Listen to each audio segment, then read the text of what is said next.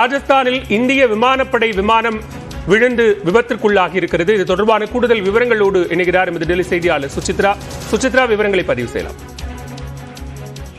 ராஜஸ்தான் மாநிலம் ஜெய்சால்மரில் தற்போது இந்திய விமானப்படையை சார்ந்த தேஜஸ் ரக விமானமானது விபத்துக்குள்ளாகி இருக்கிறது.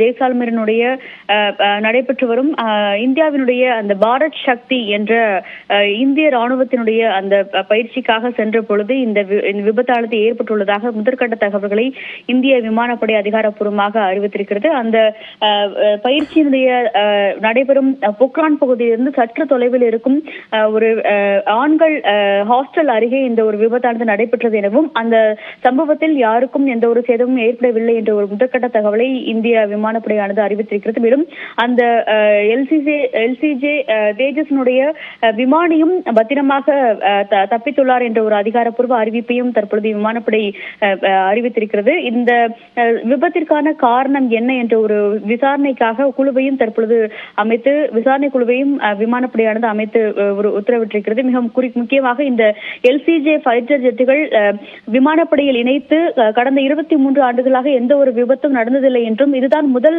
விபத்து என்ற காரணத்தினால் விசாரணையை தீவிரப்படுத்தியுள்ளதாகவும் விமானப்படையினுடைய அதிகாரிகள் தற்பொழுது தெரிவித்திருக்கிறார்கள். பாலா, நன்றி சுசித்ரா, விரிவான விவரங்களுக்கு.